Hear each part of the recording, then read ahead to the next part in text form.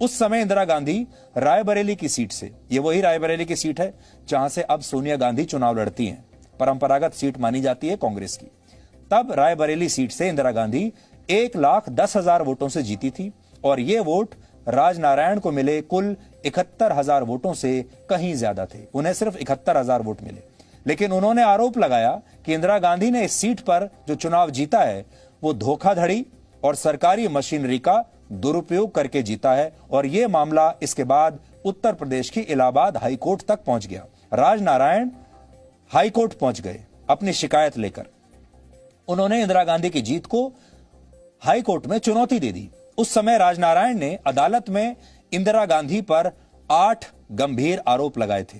आप देखिएगा, पहला आरोप था चुनाव में सरकारी अफसर यशपाल कपूर की मदद लेना और उन्हें अपना इलेक्शन एजेंट बनाना, क्योंकि यशपाल कपूर इंदिरा गांधी के ऑफिसर ऑन स्पेशल ड्यूटी नियुक्त किए गए थे। ऐसे में वो इलेक्शन एजेंट नहीं बन सकते थे, यह गैर कानूनी काम था। दूसरा आरोप था स्वामी अद्वैतानंद को 50,000 रुपए रिश्वत देकर उन्हें रायबरेली से बतौर निर्दलीय उम्मीदवार चुनाव में खड़ा करना। आजकल इसे डमी कैंडिडेट कहा जाता है और आजकल की राजनीति में यह कॉमन प्रैक्टिस है, यानी ऐसा उम्मीदवार जो वोट काटने का काम करेगा। और इंदिरा गांधी ने इस तरकीब का इस्तेमाल आज से 50 साल पहले ही कर लिया था। आप सोचिए कि तब इंदिरा गांधी ने क्या जबरदस्त दूरदर्शिता इंदिरा गांधी ने तब दिखाई थी।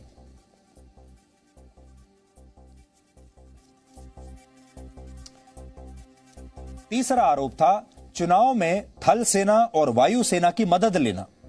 चौथा आरोप था रायबरेली के उस समय के डीएम, एसपी और दूसरे पुलिस अधिकारियों से चुनाव प्रचार में मदद लेना और अपनी रैलियों के मंच बनवाना, यानी उन्होंने पूरे सरकारी तंत्र को अपने चुनाव प्रचार में लगा लिया। पांचवा आरोप था वोटिंग से पहले लोगों को रिश्वत के तौर पर शराब, कंबल और दूसरी चीजें बांटी गई। सोचिए, आज हम ये बात करते हैं कि चुनाव से पहले लोगों को पैसा बांटा जाता है, शराब बांटी जाती है, कंबल इत्यादि चीजें बांटी जाती हैं, लेकिन आज कोई इसका बुरा भी नहीं मानता। लेकिन उस समय, आज से 50 साल पहले ही इंदिरा गांधी ने इन सब की शुरुआत की थी।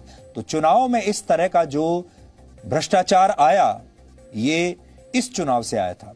छठा आरोप था गाय और बछड़े के चुनाव चिन्ह पर लड़कर हिंदू वोटरों को प्रभावित करना। तब इंदिरा गांधी गाय और बछड़े के चुनाव चिन्ह पर चुनाव लड़ रही थी।